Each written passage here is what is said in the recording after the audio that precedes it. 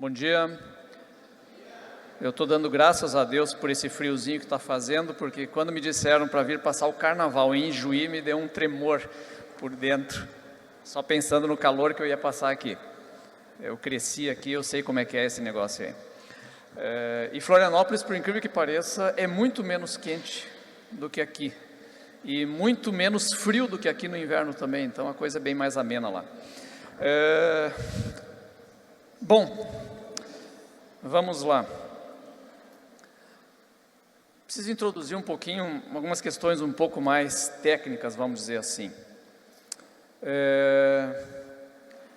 Nós vivemos hoje, vocês mais do que eu, um paradigma novo que mudou na história humana. Até metade do século passado, um pouco antes, a gente ainda vivia dentro de um paradigma chamado da modernidade. A crença de que o ser humano é regido pela razão. Ainda é o desdobramento lá da ideia do Descartes, de que eu penso, logo existo. Então o ser humano é visto como um ser racional, regido pela razão, e que todas as coisas então vão andar muito bem de acordo com essa razão. E de certa maneira a gente continua pensando muito nisso, e dessa maneira, dentro dessa estrutura que produziu lá o positivismo, ou seja, a ideia de que por meio da ciência e da razão nós vamos chegar ao telos da humanidade, ao progresso, ao bem-estar, à felicidade da humanidade e tudo mais. O problema é que veio o final do século XIX e o início do século XX. Primeiro as guerras napoleônicas, mais tarde a Primeira Guerra Mundial, e a pá de cal em cima dessa ideia, que foi a Segunda Guerra Mundial. Quando justamente o povo mais ilustrado do mundo, com os maiores filósofos, com os maiores pensadores, com a maior tecnologia, com isso tudo, produziu a maior máquina de guerra de todos os tempos e simplesmente industrializou a morte. Nós vamos inventar uma fábrica da morte agora. Nós vamos colocar a morte numa linha de produção, que eram os campos de concentração, Auschwitz e etc, etc. E aí, de repente, essa ideia de que a razão, de que esse ser humano é racional e isso vai nos levar a um lugar melhor, veio abaixo, desandou. E aí surgiu um novo pensamento, está surgindo novas reflexões, que é aquilo que a gente está chamando hoje de pós-estruturalismo ou pós-modernidade, que é uma espécie de palavrão nas igrejas hoje, né? Então diz, porque a pós-modernidade isso ou aquilo. Mas a pós-modernidade nos trouxe uma reflexão muito importante. Então, qual é a reflexão?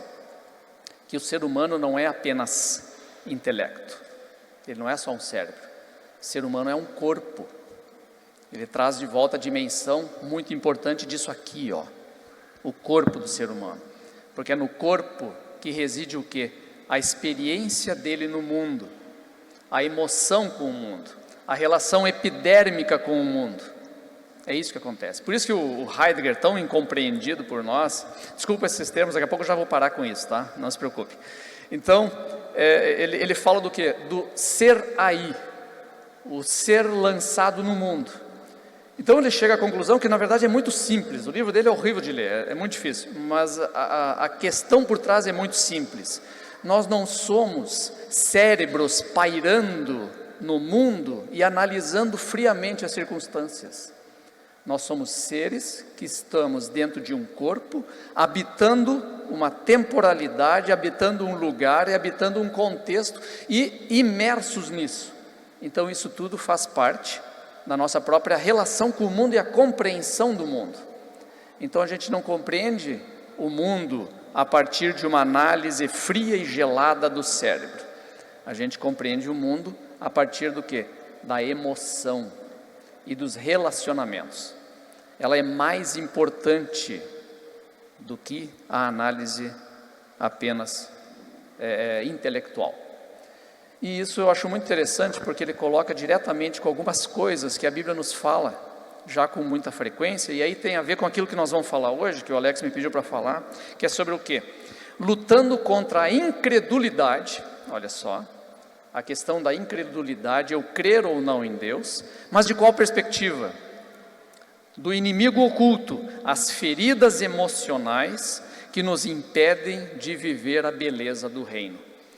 Quer dizer, o que tem a ver a incredulidade com as emoções que eu tenho? Na verdade, segundo o que a gente compreende hoje do ser humano, tem tudo a ver. Tem tudo a ver. Aquilo que nós sentimos e vivemos e os nossos relacionamentos com pessoas concretas influem diretamente no nosso entendimento de Deus e na nossa vida com Deus. Isso é muito interessante e nós vamos tentar entender um pouco melhor como é que isso funciona. Ontem estávamos falando sobre o quê? Que o ser humano, ele é regido por um desejo, ele é regido por desejos. Os desejos são, essa máquina que produzem em nós ídolos, deuses falsos, e que precisam ser direcionados para aquele desejo verdadeiro, real, que é o quê? O desejo de Deus, de Cristo, o amor por Deus e o amor por Cristo. E essas coisas estão todas relacionadas. O amor por Deus, com também os nossos relacionamentos horizontais. Vamos dar uma olhada lá no texto de 1 João, capítulo 4. 1 João, capítulo 4. Versículo 8. 1 João 4, versículo 8 e depois o versículo 20. Então diz assim, versículo 8: aquele que não ama, não conheceu a Deus, porque Deus é amor. Ontem nós falamos a respeito disso, né? Deus é amor, mas e aí a relação? Quem não ama, não conheceu a Deus. Ele continua, versículo 9: nisto se manifestou o amor de Deus por nós, para que vivamos, Deus enviou seu Filho único ao mundo, para que vivamos por Ele. Uma relação com Cristo aqui. Nisto consiste o amor, e este amor de Deus. Não fomos nós que amamos a Deus, mas foi Ele quem nos amou e enviou no seu Filho como vítima de expiação pelos nossos pecados.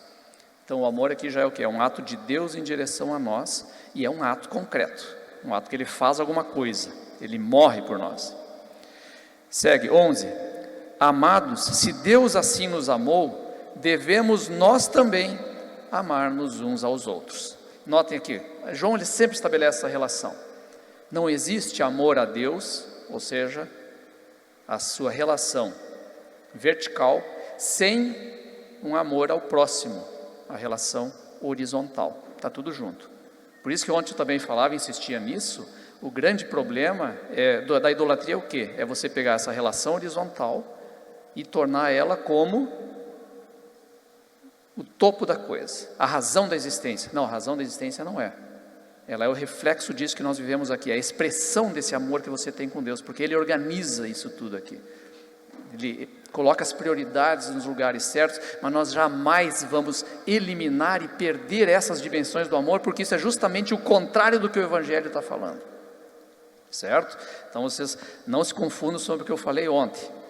Eu não posso colocar a minha esposa no altar da minha vida. Isso significa o quê? Amar menos ela? Não, significa amá-la, mas no lugar certo. Ela não é a razão da existência, Cristo é.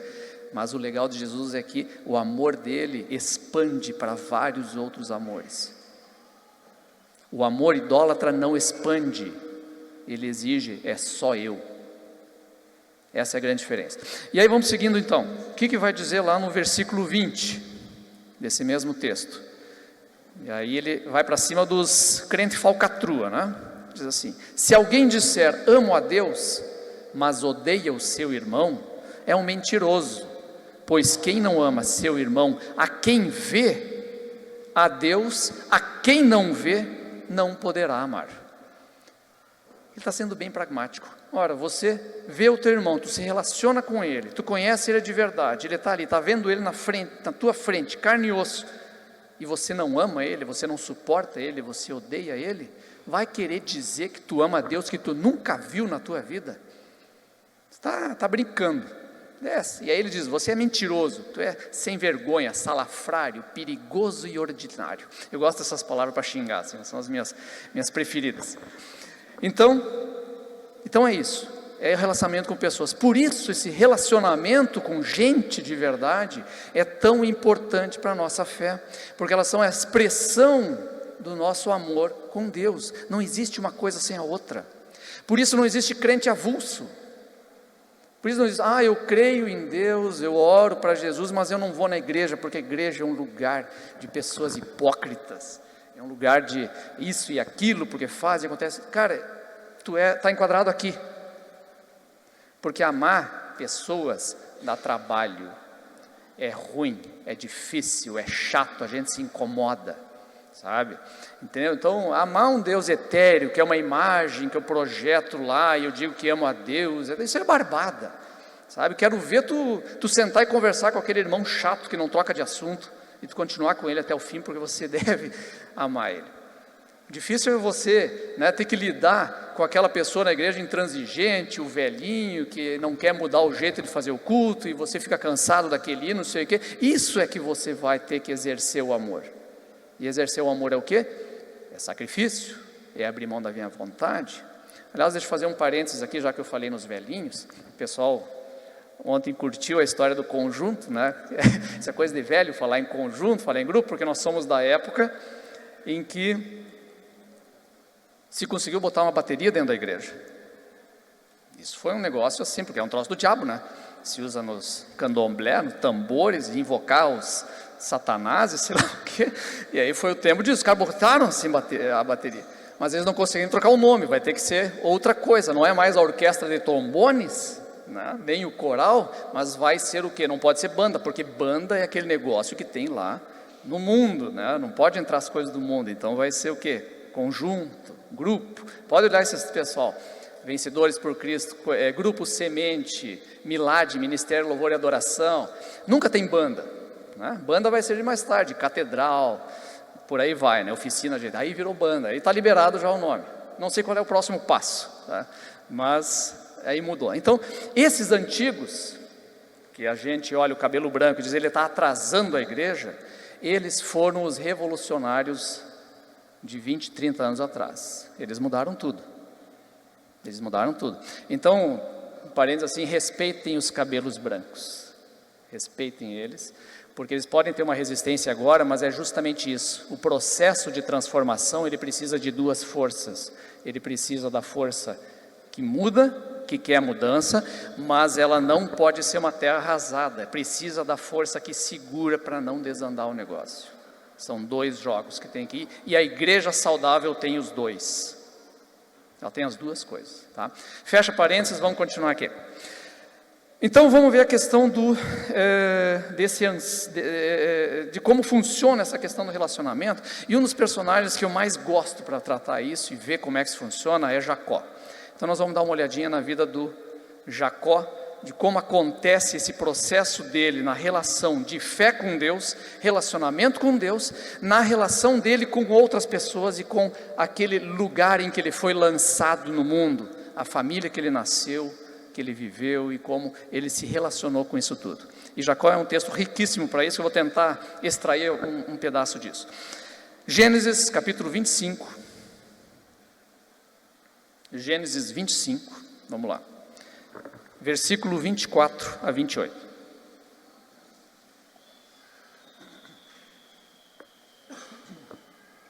Gênesis 25, 24 a 28. Diz assim, Rebeca já estava grávida, a mãe deles, e aí diz assim, quando chegou o tempo de dar à luz, eis que ela trazia gêmeos. Saiu o primeiro, era ruivo e peludo como um manto de pelos, foi chamado Esaú. Em seguida saiu seu irmão e sua mão segurava o calcanhar de Esaú, foi chamado Jacó. Isaac tinha 60 anos quando eles nasceram. As narrativas da Bíblia de nascimento são sempre muito bizarras, gêmeos brigando dentro da barriga, um nasce com o outro segurando pelo calcanhar, imagina a cena, imagina a mãe, coitada. a cena, ou então um nenê que nasce, bota um braço para fora, eles amarram um cordão, volta o braço, nasce o outro. Vocês já viram essas descrições de nascimento na Bíblia? Nossa, incrível, esse aqui é um deles. Então ele nasceu agarrado no calcanhar, e o nome deles tem a ver com as características do nascimento. Então esse caso aqui, o Esaú é o quê? Esaú é o peludo, por causa do jeito que ele nasceu. Depois ele vai ganhar o nome de Edom, que é vermelho, por causa do ruivo. Esse é outro nome que aparece.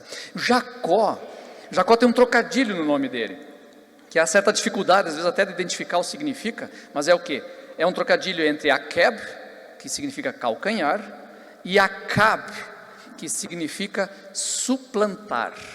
Então o Jacob de Acab, Akeb é suplantar. Você já deve ter ouvido falar assim, significa enganador, mas não é enganador, não é exatamente assim, é suplantador, é alguém que vai lutar e batalhar para vencer alguém numa concorrência. Esse é o sentido, e isso pode ter um sentido positivo e negativo, pode ser as duas coisas. Você não vai botar no teu filho o nome de enganador, não, é suplantador, é alguém que deseja muito algo e vai lutar por esse negócio. Então ele precisa vencer uma competição, ele precisa vencer algo. Isso aqui já nasce por quê? Porque ele nasceu tentando vencer o irmão, para ver quem é o primeiro a nascer. Já começou assim. Então é interessante como essa questão do nome é importante nos textos bíblicos. O nome é muito importante, porque o nome já traz significados de caráter, de jeito de ser da pessoa. Tá? Então ele nasceu desse jeito. Aí continua o texto: os meninos cresceram, Esaú tornou-se hábil caçador, correndo a estepe. Jacó era homem tranquilo, morando sob tendas. Isaac preferia Esaú, porque apreciava a caça, mas Rebeca preferia Jacó. E aí o texto bíblico, que é maravilhoso, a Bíblia é maravilhosa por isso, ela vai escancarando as belezas e as podridões das famílias da Bíblia. Aqui já temos uma disputa de pais sobre o filho preferido. Olha a tragédia que isso é numa família, a história do filho preferido. E o Esaú é o modelo que o Isaac achou, cara, esse aqui é o meu filho preferido. O Esaú é o protótipo da machonaria, o cara peludo, barbudão, que vou fumar charuto, tomar uísque e sair caçar por aí. Aí volto com a caça e trago a comida para casa. O Jacó não, o Jacó é outra coisa. Ele é o preferido da mãe, fica em casa, está mais cuidando dos negócios da família, enquanto o Jacó é o aventureiro que sai. E o Esaú. O Esaú, então, é esse preferido do pai.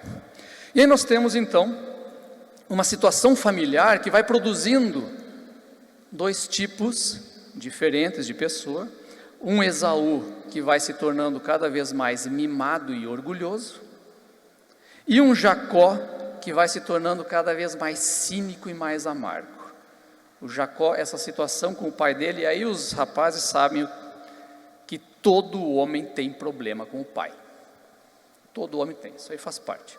Tá? Então, vocês vão passar por isso, vocês vão ter que curar isso em algum momento na vida, antes que o pai de vocês vá embora. Mas todos vocês têm. Assim como provavelmente a grande parte das moças tem problema com a mãe. Tá bom? Isso Freud explica, tá? É outra história. Mas aí então, vamos resolver essa parada, tá, gente? Fica a dica. Então ele fica, o Jacó, à sombra desse irmão mais forte que ele tem, desse irmão preferido pelo pai. E ele vai crescendo debaixo dessa coisa, o pai dele todo apaixonado pelo irmão mais velho, o irmão mais forte, o caçador, o destemido. Ele não tem personalidade para isso. Ele não tem que ser o Esaú, ele tem que ser o Jacó, ele é outra coisa. Mas ele está à margem desse negócio. E aí ele começa cada vez mais, o texto bíblico não fala, mas a gente percebe depois, nas entrelinhas, do que está acontecendo com Jacó. Ele quer o amor desse pai, ele quer a atenção desse pai. E as famílias bíblicas, esse é um drama, sabe? Se você quiser ensinar como ser pai, tu não consegue com exemplo bíblico. Não tem um pai decente na Bíblia. Não tem um, cara. Sabe? Tem lá o Jó, sabe? Mas ele menciona só o quê? Que ele fazia sacrifício pelos pecados dos filhos e tal, mas ele não ensina a ser pai. Tu não tem como. Mãe é mais fácil, tem vários bons exemplos. Agora, pai não tem. Vê Davi, meu Deus do céu, Davi conseguiu fazer tudo que é possível um pai fazer de errado, Davi fez. Abraão, lamentável o que ele faz com Ismael, e sabe, aquela disputa de Ismael e Jacó. O Isaac, pior do que o pai dele, a relação. O Jacó, depois que sofre isso tudo, o que ele faz? José e Benjamim, os preferidos e tudo mais. Então é um problema de exemplo de pai na Bíblia, é muito sério isso. A gente não tem, a gente aprende pelo negativo. Eles fizeram assim, não faça assim, não faça assim, é o contrário, faz o contrário. Então ele está desgostoso com a preferência paterna, tem esse irmão mais forte e tal, e aí ele fica obcecado com o quê? A busca de uma benção. Eu quero que meu pai me abençoe, eu quero que meu pai me ame, eu quero que meu pai olhe para mim e veja meu valor e me abençoe, eu quero isso. Só que ali, quem é o alvo? É Esaú. E aí nós temos um primeiro episódio, eles ainda adolescentes, e você vê já ele negociando com o irmão. Não, eu quero o direito de primogenitura, eu quero ser o mais velho, aquela briga do calcanhar lá desde o início. Tu me dá? Me dá um prato de lentilha, eu adoro lentilha. E ele adora também, ainda mais com a fome que estava. Então, vende. Aquilo lá não tem valor nenhum, gente. Não tem valor nenhum. Aquilo lá é uma negociata entre adolescentes que vale zero na tradição da família. Ele só está mostrando o quê? A obsessão de Jacó pelo reconhecimento do pai dele, que não vê ele. Jacó não está no jogo. Aí de repente, temos o episódio, não vou detalhar, porque vocês conhecem a história, né? Estão carecas de ler e já ouvir. Tem um episódio em que Jacó, o Isaac acha que não, eu estou para morrer, tem que abençoar meu filho, etc. Passar o bastão da liderança da família para Esaú, né, que é o único capaz, porque Jacó é um imprestável. Então, e aí entra a Rebeca na história. A Rebeca, outra jaguara. Eu estou no meu estado, então eu sei, vocês entendem. Mas sem vergonha também. Vamos enganar o velho pai. Ela articula todo o esquema para enganar o Isaac.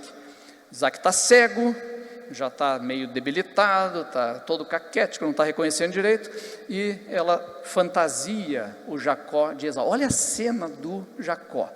Para eu ser abençoado pelo meu pai, eu tenho que me disfarçar de Esaú. E ele vai ter que me dizer, eu te amo, Esaú, para eu ouvir do meu pai, eu te amo. Cara, o que é isso? Olha o estado do cara, para se prestar a esse negócio, e a própria mãe se prestar um negócio desses. E aí ele vai, e aí olha só, capítulo 27, versículo 19, vamos ver o 18 já. Jacó foi a seu pai e disse, meu pai. Este respondeu, sim, quem és tu, meu filho? Jacó disse a seu pai, eu sou Esaú, teu primogênito, fiz o que me ordenaste, levanta-te, por favor, assenta-te e come de minha caça, a fim de que tua alma me abençoe. Então ele se apresenta como Esaú, e o Isaac, que está esperando Esaú, vem Jacó, e sem saber, ele abençoa o Jacó.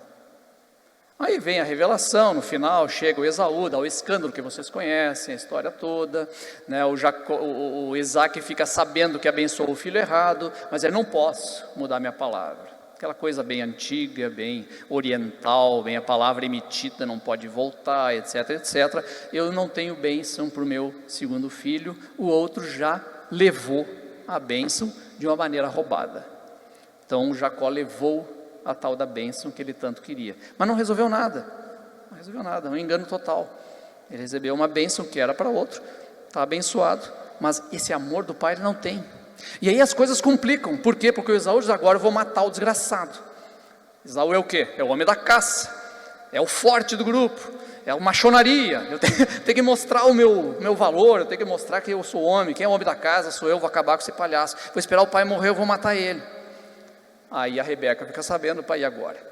Não vou perder meus dois filhos, né? Porque se o Esaú mata o Jacó, vem a vingança de sangue, e um outro membro familiar mata o Esaú por ter matado o irmão.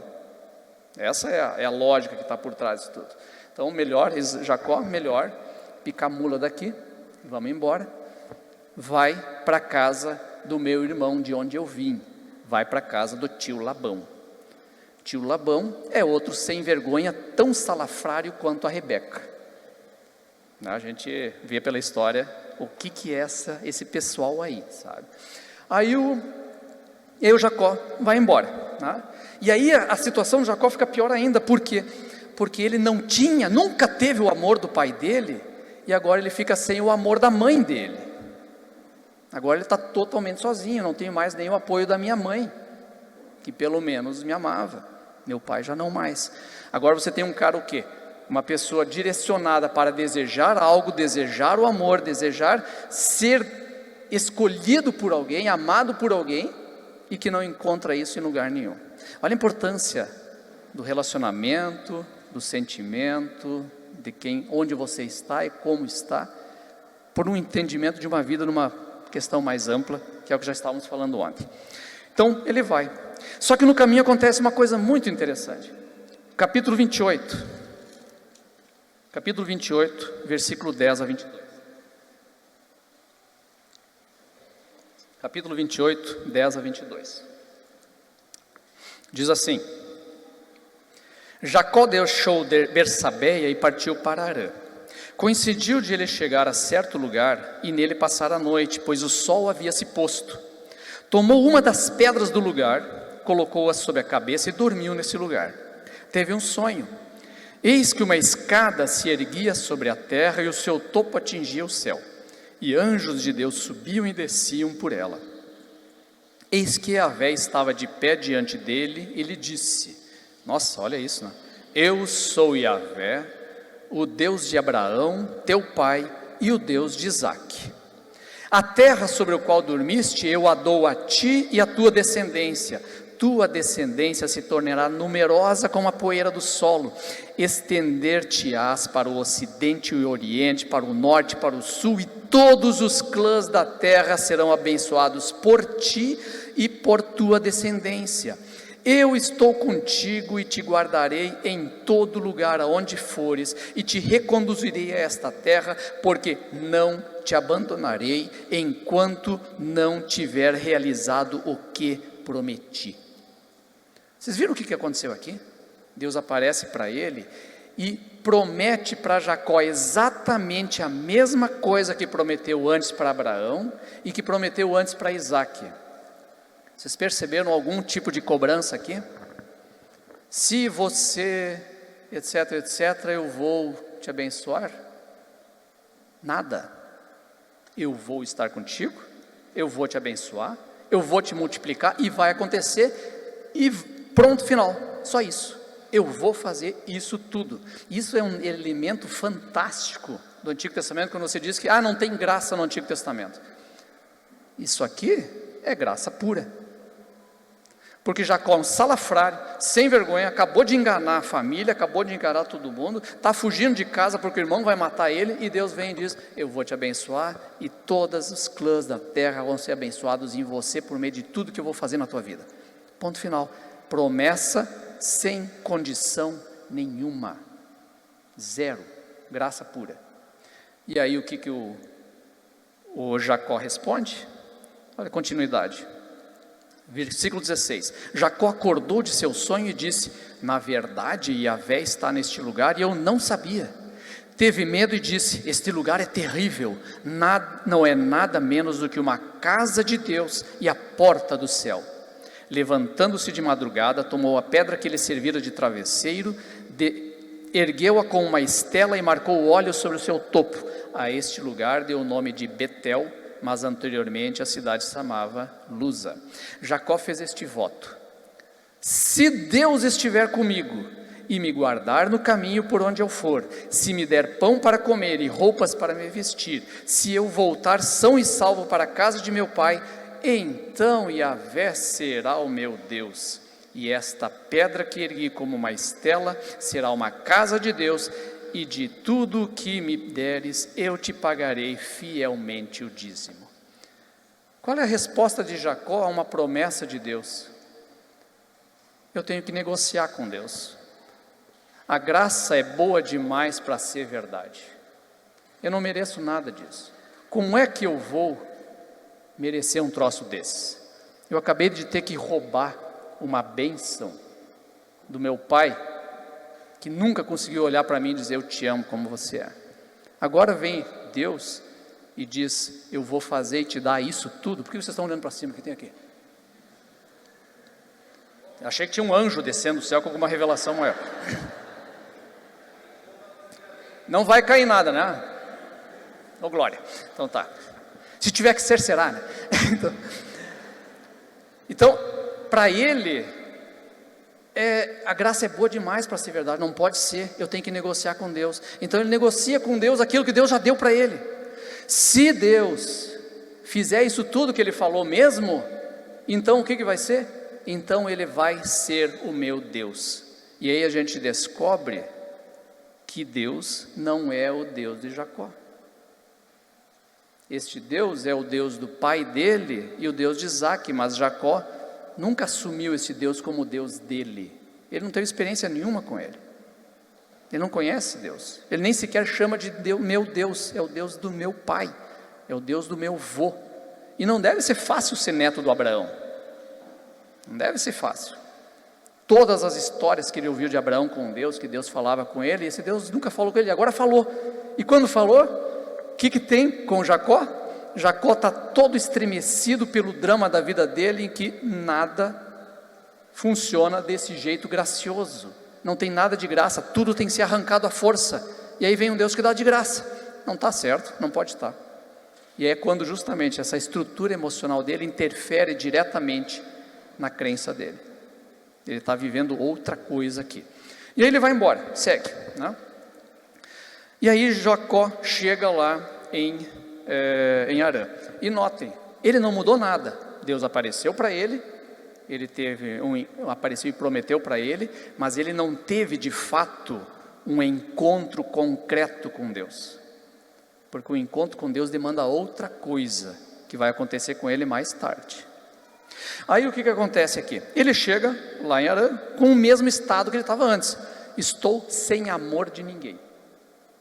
Ele já tinha o amor de Deus, já estava antes, mas ele não conseguiu perceber isso. Eu continuo buscando ser amado e buscando ser abençoado de alguma maneira. Aí vamos lá para o capítulo 29. Ele chega na terra, lá do tio Labão, e aí nós temos uma cena que nós não vamos descrever, mas ele encontra a Raquel. Aí dá para imaginar a cena. Se a gente estivesse fazendo um filme, ela está chegando lá com as ovelhas do pai, pastores, tem outros pastores por ali. Aí ela chega e de repente ela, sei lá, pega uma ovelha e dá aquele giro do cabelo. Ele vem em câmera lenta assim, sobe o som e ele olha para ela assim: meu Deus, quem é esta mulher? E aí, né, ela vai chegando, de repente ele fica sabendo: essa aqui é da turma do Labão, da terra não sei o que. Minha nossa, é minha prima. Não façam isso em casa, tá?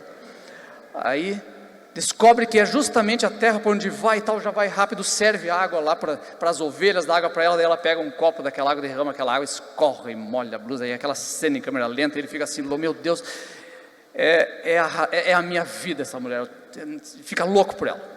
E aí segue, né, vai junto para ela, para a casa dele, e Deus está me apontando isso aqui, é isso aqui, é essa pessoa. Vocês já viram isso? Já aconteceu com cada um de vocês. Inclusive a câmera lenta, chega a subir uma musiquinha assim por dentro, né? Segue, capítulo 29, versículo 16 a 21. Estou só resumindo a história, porque a história é muito complexa. Eu quero, pelo amor de Deus, que vocês leiam toda a história de Jacó, depois desse estudo, e vão percebendo as nuances desse texto. Capítulo 29, versículo 16 a 21. Ora, Labão tinha 2 filhas. A mais velha se chamava Lia e a mais nova Raquel. Os olhos de Lia eram ternos. Aqui ninguém sabe o que querem dizer, tá? Alguns falam em baços, outros falam em sem graça. Não se sabe o que quer dizer esse texto. Mas Raquel tinha um belo porte e um belo rosto. E Jacó amou Raquel. E ele respondeu: eu te servirei 7 anos por Raquel, tua filha mais nova. Labão disse: melhor dá-la a ti do que a um estrangeiro, fica comigo. Então ele dá uma resposta bem dúbia assim pro Jacó. Por quê? Por que ele tem que trabalhar por ela? Tem que pagar o dote, ele quer casar com ela. Tem que pagar o dote. Então eu vou trabalhar 7 anos de graça para o sogro. Você trabalharia 7 anos de graça para o teu sogro para poder casar com aquela que você está apaixonado? Pois o Jacó faria. Acho que alguns aqui também fariam. Vocês são loucos? Aí, isso é o quê? Isso é o amor escatológico nascendo. Esse amor da última instância que nós estávamos falando antes. Eu sou louco por ela, eu faço qualquer coisa por ela. Esse é o centro da minha vida, porque agora finalmente eu encontrei o amor. É alguém que vai me amar. É alguém que vai, né, me dar essa razão de existência. Aí segue. E aí o que acontece? Né, os olhos se fixam nela e ele vai trabalhar ela. E aí você imagina esses 7 anos, ele trabalhando e vendo ela junto, porque está trabalhando junto. Vai trabalhando 7 anos, trabalha e trabalha para cumprir. Imagina o calendário ele riscando, porque nem presidiário dos filmes, né? Ele vai riscando os dias. Lá na cela dele, ele vai riscando os dias para contar para chegar finalmente o dia do casamento. Só que ele está lidando com o Labão. E o Labão ele percebeu que o Jacó estava tão louco pela filha dele, que ele faria qualquer coisa por ela. Ele sacou. E esse Labão é sem vergonha. Sem vergonha. Porque tem que entender uma coisa, minha gente. As filhas, nesse contexto aqui, são moeda de troca. São moeda de troca. Tá? Isso aqui não é um preocupado com a felicidade dela, não tem nada a ver com isso. A filha tem que render, porque ela não vai ser proprietária, ela não vai ser a chefe de clã. Isso vão ser os filhos. E quando o cara só tem filha, ele tem um problema, porque ele não tem nenhuma descendência, nem nada, e aí ele tem que fazer essa menina render de algum jeito. Rende como? Pelo pagamento lá no casamento. Agora ele tem uma filha com grande potencial, que é quem? Raquel, é a top model, é a Gisele Bündchen. E aí ele tem a outra filha, que por azar dele é a mais velha e não tem graça nenhuma. Ela é prejuízo.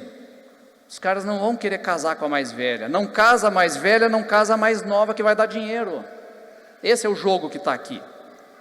E aí ele percebe isso e está, vamos prometer aqui que, né, fica comigo, vamos resolver essa parada.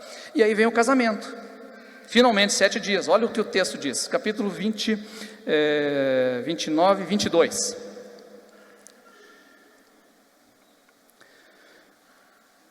Labão reuniu, aliás, versículo 20, ó.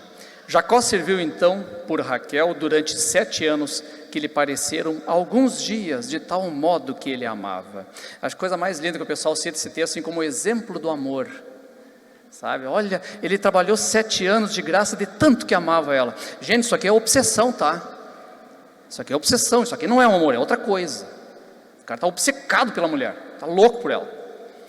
Depois Jacó disse a Labão: dá-me minha mulher, pois venceu, dá-me minha mulher, pois venceu o prazo.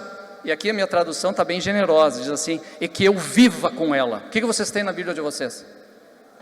Oi? Case, outra tradução. Deitar com ela. Sabe o que ele está dizendo? Porque eu quero possuir ela. Eu não aguento mais, eu tenho que transar com essa guria. Estou explodindo, porque é isso que acontece. Passa 7 anos trabalhando, vendo ela em câmera lenta, aquele negócio. Chega um negócio, eu estou louco com essa doida. E é isso que está acontecendo. E o Labão percebe isso tudo. Vocês acham que o sogro não vê essas coisas? Ele está vendo, ele está vendo. E aí chega, né, o dia do casamento, versículo 22. Labão reuniu todos os homens do lugar e deu banquete. Mas eis que de noite ele tomou da sua filha Lia, a mais velha, sem graça, e a conduziu a Jacó. E a Lia aceitou essa parada, né? E este uniu-se a ela. Pessoal, casamento oriental, noiva toda coberta, rosto coberto, todinha coberta até a hora de entrar lá. E o cara mamado, né? O cara tomando todas durante o casamento. E a festa do casamento dura 7 dias, tá? E Labão deu sua serva Zelpa como serva sua filha Lia. Chegou de manhã e eis que era Lia. Jacó acordou da ressaca, feliz da vida, que finalmente tinha traçado a Raquel, e é a Lia que está do lado dele. E agora? Jacó disse a Labão: que me fizeste? Não foi por Raquel que eu servi em tua casa? Por que me enganaste? Labão respondeu: não é uso em nossa região casar-se a mais nova antes da mais velha, mas acaba esta semana de núpcias e te darei também a outra como prêmio pelo serviço que farás em minha casa durante outros 7 anos. Jacó fez assim. Acabou esta semana de núpcias e Labão lhe deu sua filha Raquel como mulher. Então o que aconteceu? Terminou os 7 dias de festa do casamento com a Lia, começou uma nova festa de casamento com a Raquel.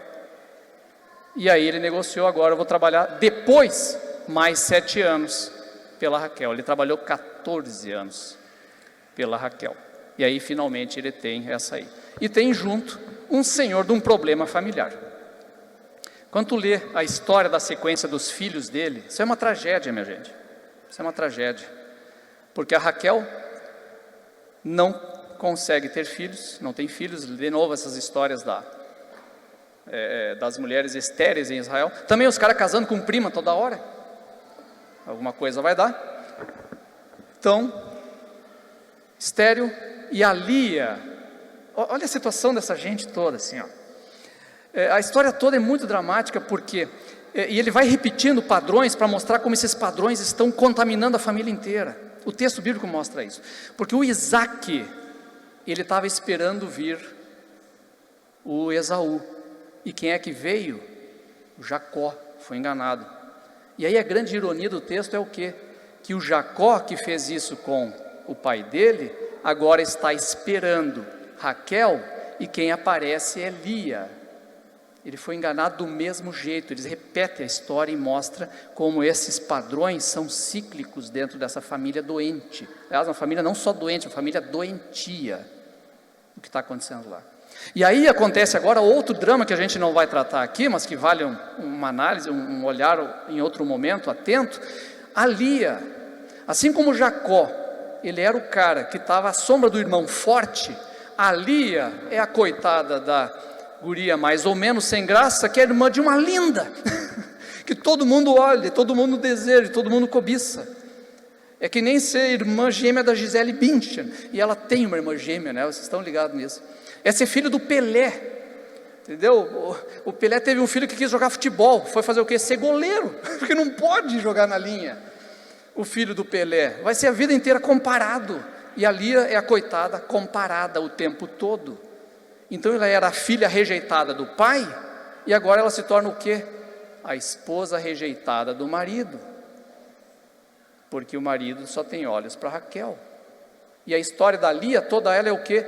Eu vou ter filho para conquistar o amor do meu marido. Leia o texto lá. Agora meu marido me amará, dei um filho. Ah, dessa vez meu marido vai me amar, outro filho. E essa é a história da Lia. Parênteses, a Bíblia é tão legal nessas metáforas todas. Eu digo metáforas porque isso tudo funciona com links para outras coisas em outros momentos. É tão legal a história que um dos filhos da Lia se chama Judá. E o mais legal é que Jesus é descendente de onde? Judá. E Jesus, ele é filho da feia. Jesus é o servo sofredor. Ele não é o filho da bonitona, ele é o filho da feia. E ela entra nessa linhagem de Jesus. Então, fecha o parênteses, só para ver como Deus vai fazendo as coisas no longo prazo. Então, essa família é um drama. Isso aqui é um horror. É uma família inteira baseada na negociação e no engano. E o Jacó está no centro desse negócio todo, às vezes como o cara que engana, às vezes como o que é enganado. E a relação dele com o sogro só não pode ser pior. É eles num questão de salário, do trabalho e tudo mais, o tempo todo um enganando o outro. É um horror essa história. Até que Jacó, anos depois, na verdade 21 anos depois, ele vê que a situação fica insustentável, ele vai embora. E aí acontece um episódio, eu não vou me detalhar na razão de ir embora, de voltar para casa, né? Mas algumas falas da conversa entre ele e o sogro dele me chamam muito a atenção, eu quero destacar para vocês agora, tá? Então, acabou essa história toda, essa confusão, ele está vindo embora. Gênesis capítulo 31. Né? A partir desse capítulo,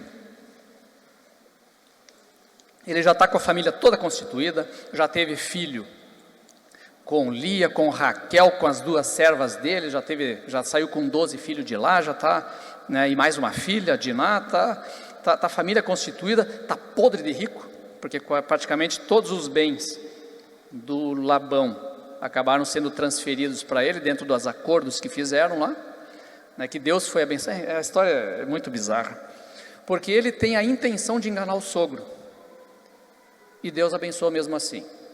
Teologia que se vire com esse pepino, entendeu? Por quê? Porque Deus já tinha decidido abençoar Abraão. Lembra aquela promessa lá no início? Era incondicional, eu vou fazer. E por isso que esse texto nos desembaralha tanto, porque Deus abençoa Jacó, apesar dele ser um sem vergonha. Apesar disso. Porque Deus tem um outro plano a longuíssimo prazo, que não tem nada a ver com Jacó. Nada a ver com Jacó. Isso nos ajuda a entender algumas coisas também, parênteses de novo aqui, que quando às vezes a gente tem um escândalo, o pastor tal estava em adultério a vida inteira, ou o pessoal da banda tal era um bando sem vergonha, não sei o quê, a gente se dá um nó na cabeça e diz, tá, mas e todas as bênçãos que aconteceram nesse tempo todo da igreja, pessoas se converteram, abençoadas e tal, isso tudo não valeu? Valeu, porque não foi a pessoa, foi Deus, foi o Espírito Santo. Não é a pessoa. E Deus faz a obra, apesar de tu ser um sem vergonha, entendeu? Ele vai fazer. Agora, isso significa que tu pode ser um sem vergonha? Não, porque Ele vai ajustar contigo, velho. É a tua questão com Deus, Ele vai chamar. Mas a tua safadeza não vai impedir o reino de Deus de acontecer, tá?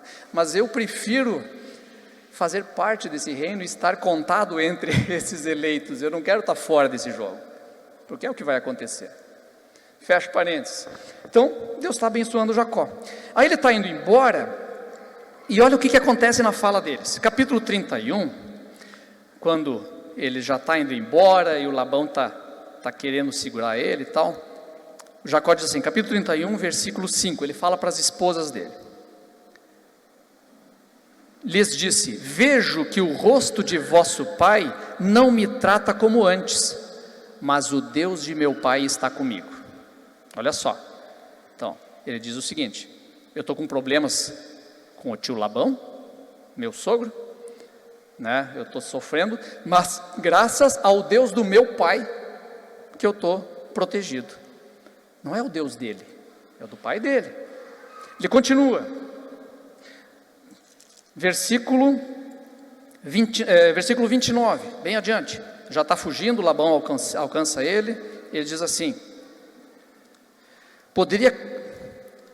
aí o Labão fala para ele, né, quando alcançou ele, poderia causar-te danos, mas o Deus de teu pai, na noite passada, me disse isso, guarda-te de dizer a Jacó o que quer que seja, porque Deus tinha aparecido para Labão na noite anterior.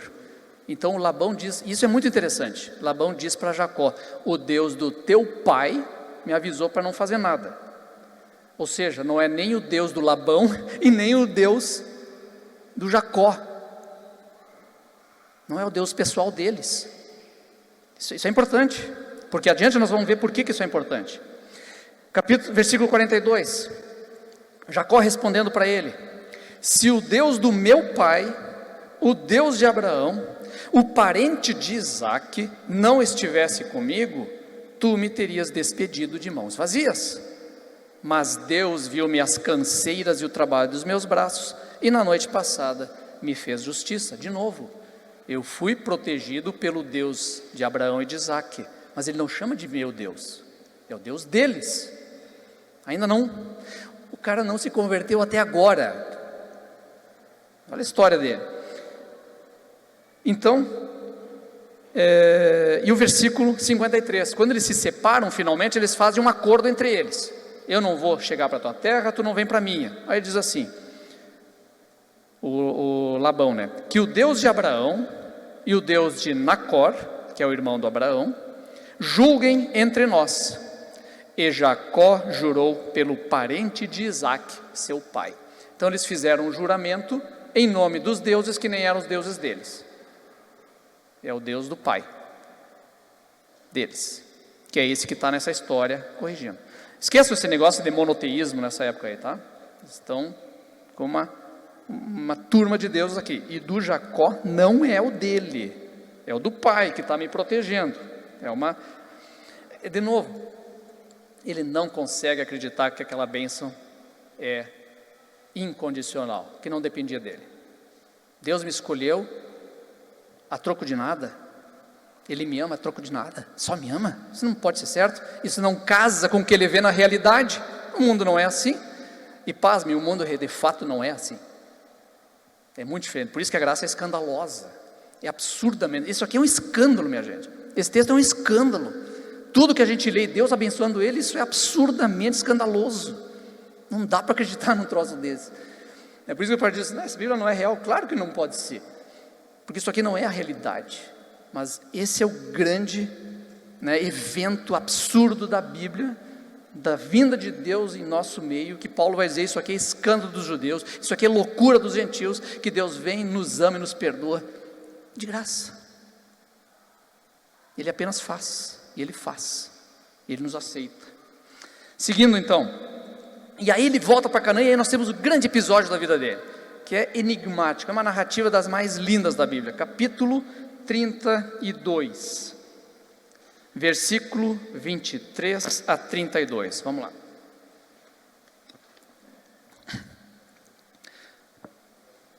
É, 33, 23, vamos lá.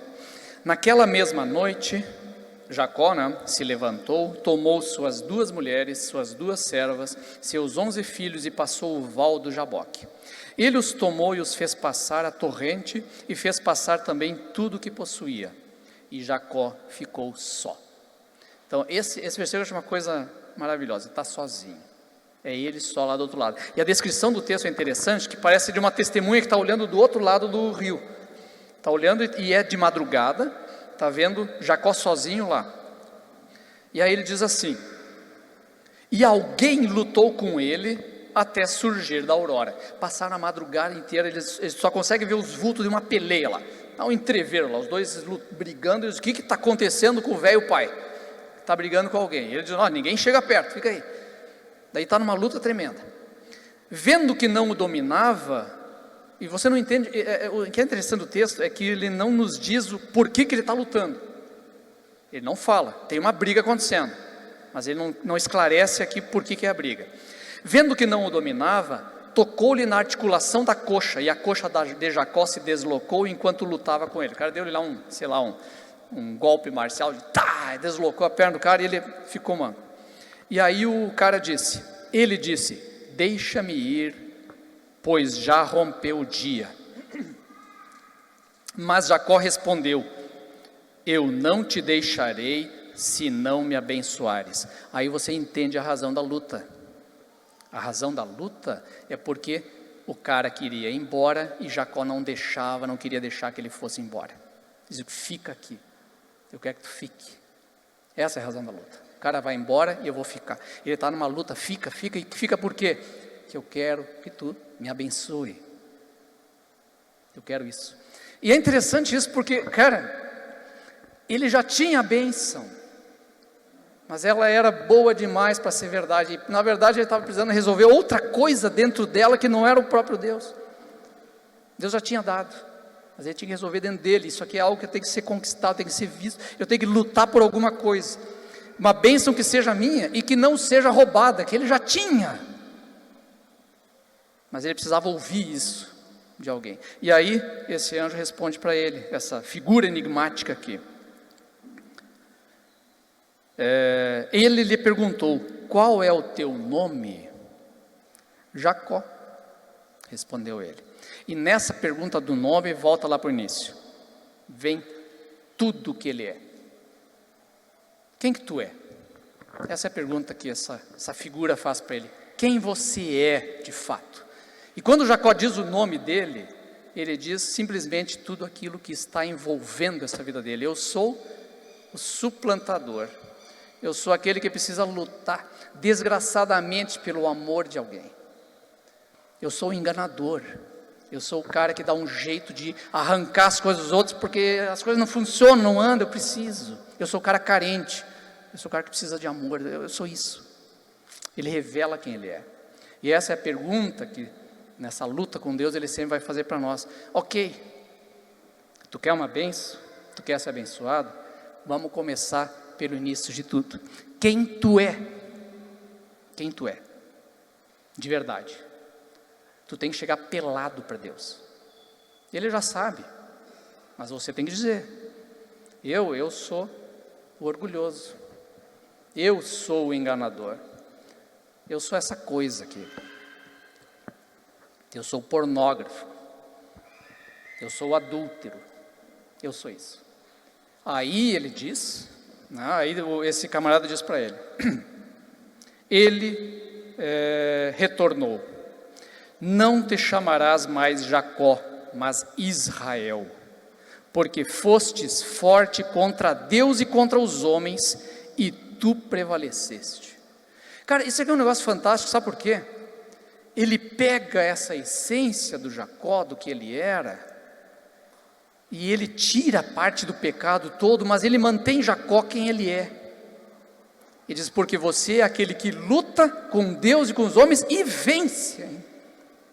Mas vence na medida do que Deus faz com ele.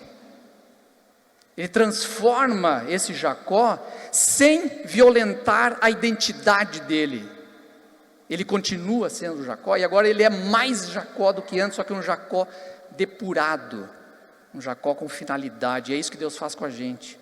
Ele pega quem você é e torna você mais você. Ele não dilui a tua identidade, quem você é, numa ideia genérica de qualquer coisa. Você é verdadeiramente humano, quanto mais se torna parecido com Jesus. E é isso que ele faz. E ele transforma Jacó. E aí Jacó sai desse encontro. Olha o que o texto diz. Mas Jacó fez uma pergunta: revela-me teu nome, por favor. Mas ele respondeu: por que perguntas pelo meu nome? E ali mesmo o abençoou. O texto é maravilhoso. Pode ser qualquer coisa aqui. Pode ser um anjo, pode ser o próprio Deus, pode ser um homem qualquer. O texto não diz. Jacó deu este nome Fanuel, porque disse ele: eu vi Deus face a face. É Jacó dizendo que concluiu isso, que é Deus. Pode ser, pode não ser. Decida você. Eu vi Deus face a face e minha vida foi salva. Ou seja, eu encontrei Deus, eu saí vivo e saí salvo, saí mudado, saí transformado. Nascendo o sol, ele tinha passado Fanuel e manquejava de uma coxa. Ali onde tomou o golpe. Então o negócio é o seguinte, quando tu for encontrar Deus, ele vai pedir uma exposição muito clara de quem tu é, de toda essa sujidade, de toda essa sem vergonhice. Isso aí tu vai ter que mostrar para ele. Vai ter que dizer: sim, eu sou isso tudo, mas eu não quero ser isso, eu quero ser outra coisa. E quando você encontrar Deus, tu vai sair lanhado do encontro com Deus. Tu vai sair mancando, porque tu não chega na presença de Deus e sai bonitão, dando risada e saltitante.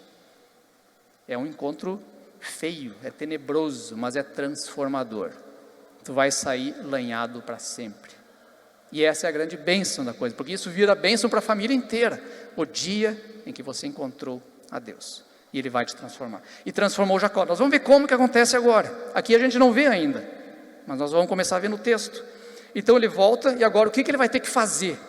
Agora que finalmente ele encontrou Deus e teve uma conversa de fato séria com Deus. Isso é diferente daquele encontro de antes que Deus prometeu um monte de coisa. Agora teve uma contrapartida muito grande dele, numa luta dele com Deus, e ele foi transformado por Deus. E aí segue.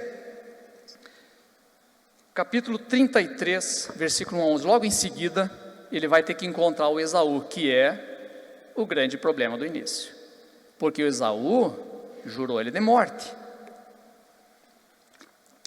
Não tinha Instagram para ficar dando uma espiada lá e saber se o cara está brabo ou não.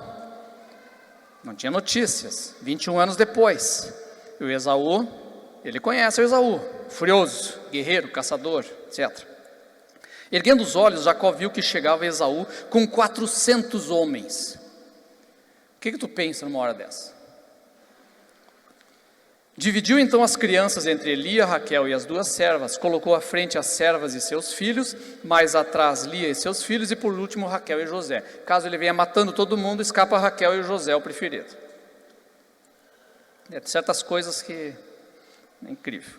E ele mesmo, passando adiante de todos, então foi na frente de todo mundo, veio se ajoelhando, eu vou primeiro. Por 7 vezes prostrou-se em terra antes de abordar seu irmão. E olha a cena. A cena é do filho pródigo. Não duvido que Jesus não se inspirou nisso aqui. Mas Esaú, correndo ao seu encontro, tomou em seus braços, arrojou-se-lhe o pescoço e chorando o beijou. O que aconteceu aqui? A coisa mais incrível dessa história toda é que o texto vai dando uma tensão de que vai ter a vingança do irmão, e de repente Esaú aparece como o quê? O cara que já perdoou Jacó há muito tempo, e estava lá sedento de encontrar o irmão, e que amava o irmão. E a Bíblia não nos dá uma única linha sobre como Deus trabalhou com Esaú. Ela não explica, ela simplesmente diz: Esaú já chegou transformado. Alguma coisa Deus fez e você não vai saber, nem o Jacó vai saber. Então note como Deus vai trabalhando as coisas. Segue o texto. Quando ergueu os olhos e viu as mulheres e as crianças, perguntou: quem são esses contigo? Jacó respondeu: são os filhos com que Deus gratificou teu servo. Aproximaram-se as servas, elas e seus filhos, e prostraram-se. Aproximou-se também Lia com seus filhos e se prostraram. Enfim aproximaram-se Raquel e José. Esaú perguntou: que queres fazer de todo este grupo que encontrei? É para encontrar graça aos olhos de meu Senhor. É interessante essa coisa dele sempre ter que demonstrar alguma coisa e ter que conseguir a graça de alguém. Essa graça já estava lá, já estava pronta. Esaú retomou: eu tenho o suficiente, meu irmão, guarda o que é teu. Mas Jacó disse: não, eu te peço, se encontrei graça aos teus olhos, recebe o presente da minha mão. Mas depois afrontei tua presença como se afronta a presença de Deus, e tu me recebeste bem. Algumas traduções vão dizer assim: porque quando eu vi o teu rosto, foi como ver a face de Deus. Daí segue: aceita pois o presente que te ofereço, porque Deus me favoreceu, e eu tenho tudo de que necessito. Aí o que acontece? Essa frase dele é maravilhosa: eu vi o teu rosto, e foi como ver o rosto de Deus. Porque o que ele viu naquele rosto que ele associou com Deus? Jacó viu o rosto do perdão ali. O rosto de Deus é o rosto do perdão. Então é muito interessante. Ontem o pastor Tiago passou aquele vídeo de Barrabás e Jesus no final. Tem uma história muito interessante em cima daquele filme, daquela cena. Porque esse ator que fez o Barrabás é um ator italiano. E ele fez a cena e ele conta num testemunho dele que ele não era crente, né? Não era cristão. Então nessa cena ele está ali fazendo a cena e ele olha para Jesus, e aí quando ele é solto e tal, tem um momento que ele olha para Jesus e Jesus olha para ele, o ator, né? Olha para ele e ele dá uma parada assim, uma estaqueada, e aí ele continua a história toda. E esse ator, ele conta o testemunho depois que ele se converteu nessa hora. Porque quando ele olhou para Jesus e viu aquilo lá, ele viu o rosto do perdão de Jesus, dizendo: isso é no teu lugar. E essa é a essência da coisa, foi no meu lugar. E aí ele vê a representação, que é um teatro na hora, ele vê a representação e diz assim: Jesus fez isso no meu lugar. E ali ele está fazendo o papel do cara no lugar de quem Jesus morreu. E aquilo bateu nele, o cara se converteu. Não é no modelo da nossa conversão, porque ele é católico, é italiano, né? Mas se converteu. E ele conta esse testemunho naquele momento. Por quê? Porque o olhar do perdão é o olhar de Deus. E aqui é o que Jacó encontra lá. E aqui tem toda a cura dessa situação familiar dele, de tudo isso que ele vivia, desses traumas, esse drama todo. E ele finalmente encontra então no irmão, no amor do irmão, o amor de Deus e tudo mais. Aqui que nós estávamos falando de João ali. Está tudo relacionado, faz parte. Isso tem a ver com o quê? Com a nossa credulidade, com o que nós cremos em Deus. O pessoal às vezes me pergunta, em estudar história, essa questão da arqueologia e tudo mais, se isso não abala a minha fé. Digo, não me abala a minha fé. Isso aí faz parte da discussão acadêmica, do estudo, de tentar entender o passado, reconstruir o passado, faz parte. E é uma ciência em construção.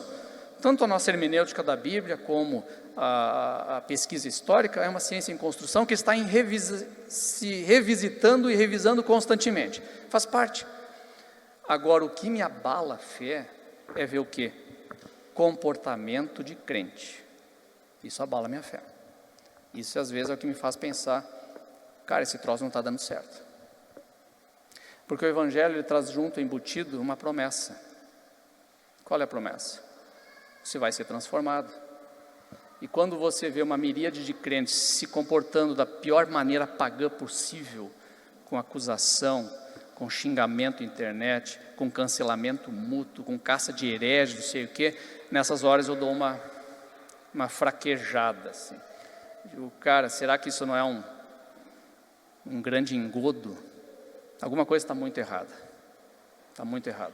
Mas aí, graças a Deus, que a gente vai vendo gente que é a cara de Jesus por aí. E a gente, sim, isso é verdadeiro. E sim, esse Jesus eu quero para mim, ele é verdade. É isso E aqui tem a ver com isso aqui. Porque a gente precisa, o nosso testemunho, ele é espelho de Jesus. É a nossa relação com gente, com pessoas, que vai determinar se elas creem ou não nessa mensagem. O jeito que você perdoa, o jeito que você se relaciona é testemunho da eficácia do Evangelho. É isso, por isso que a Bíblia fala assim, por causa de vocês o nome de Deus é avacalhado pelo mundo, é blasfemado pelo mundo, porque eles olham e dizem, esse Deus é mentira, isso não é verdade, porque eles vivem assim. E aqui não, Jacó ele encontra no Esaú e diz, eu vi o rosto de Deus, eu vi o rosto do perdão, o rosto de Jesus, é isso que eu vi aqui. Então, e aí ele chega de volta para a terra, e já vamos encerrar, e aí vem o momento que eu quero fechar isso aqui, que eu acho, é um texto muito curto, e que para mim mostra tudo isso em relação ao que nós estávamos vendo antes. Capítulo 33, versículo 18. Jacó chegou são e salvo à cidade de Siquém, na terra de Canaã, quando voltou de Padã Arã, e acampou diante da cidade. Aos filhos de Emor, pai de Siquém, comprou por 100 moedas de prata a parcela do campo em que erguera sua tenda, e lá erigiu um altar que chamou El, Deus de Israel. Cara, você não tem narrativa na vida inteira de Jacó dele construindo um altar para fazer um sacrifício. Abraão era o tempo todo. O tempo todo Abraão, altar aqui, altar lá, altar não sei o que, não sei o que. Isaac, mesma coisa. Isaac chegava no lugar e fazia o quê? Cavava um poço e construía um altar. Quer dizer, jeito de sobreviver e culto a Deus. Relação com Deus. Jacó não tem altar. Aquela estela não é o altar. Aquilo lá é um marco de memória. Altar ele não faz. Agora ele chega e constrói um altar. E que nome ele dá para esse altar? El, o Deus de Israel. Quem é Israel? É ele. Não é mais o Deus de Abraão, não é mais o Deus de Isaac, agora é o Deus de Jacó. Completou a trilogia que a gente sempre fala no Novo Testamento, porque o Deus de Abraão, Deus de Isaac, de Jacó, etc, etc. Por quê? Porque ele encontrou Deus no Val de Jaboque e peleou com ele lá. Ali aconteceu o encontro concreto dele, ele reconheceu quem ele era e passou a ser transformado por Deus, e agora este Deus é o Deus dele. E é esse Deus que cura as feridas, é o Deus que anda com ele, que trata ele, mas tem que ter esse entendimento e essa aceitação. Deus me quebra, me transforma, e não adianta eu ficar na promessa que veio do meu pai, que veio da minha família, crente de tanto tempo, não sei o que, é contigo o negócio, e Deus vai falar contigo. Essa é a grande transformação que aconteceu com Jacó, e que ele promete para nós também, porque esse Deus é o mesmo Deus que está hoje e ontem, hoje e vai estar para sempre, né? Eu tenho Desde que eu sou criança eu frequento a Canseca, desde os 9 anos de idade, me converti numa Canseca, num culto da fogueira lá em Santa Maria, tempo que era no ABG, pastor Paulo Solonca. E mais tarde participei dos congressos, comecei a participar cedo dos congressos, tinha, eu acho que 14 ou 15 anos, não me lembro. E num desses congressos eu lembro, acho que foi no primeiro que eu fui, era bem novo ainda, 14, 15 anos. E ali eu lembro de acordar um dia, que eles tocavam sempre uma música de manhã para acordar o pessoal. Não foi esse negócio que tocaram aqui, tá? Eu até perguntei assim, mas que troço do capeta é esse? E aí eles tocavam Vencedores por Cristo, Milad, essa turma toda aí que são os pioneiros, né, da música evangélica no Brasil. Nossa, as crianças estão a milhão hoje. Então, e aí eu lembro até hoje assim, de eu acordar, aquele primeira respirada no acordar, tocando o Grupo Semente, Teus Altares. Eu encontrei teus altares, Senhor, meu Rei e Deus meu. Né? Quer dizer, o pardal encontrou casa, a andorinha ninho para si. Eu encontrei teus altares, meu Deus e Rei meu. Quer dizer, quando você encontra o altar de Deus na tua vida, coloca ele no centro do negócio, ele regula todos esses relacionamentos, organiza tudo. E ali, gurizinho, 14 anos, já convertido desde, né, batizado desde os 11 anos, 14 anos, tu acorda e aí tem aquela música toca, tu aquele sentimento de sagrado, assim, sabe? De que Deus está ali, a presença de Deus, essa coisa toda. E esse é um sentimento interessante que eu guardo comigo até hoje, porque toda vez que eu escuto essa música, eu tenho a mesma sensação, Deus está ali, está olhando.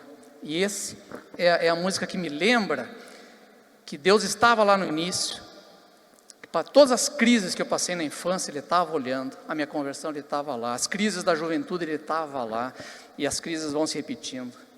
Você passa pelas crises nos 40 e poucos, nos 50, as mudanças de carreira, tudo vai vindo, mas você sabe, Jesus estava lá, e você sabe, Jesus vai estar no final. Então é essa presença desse altar na tua vida é o que vai gerir vocês.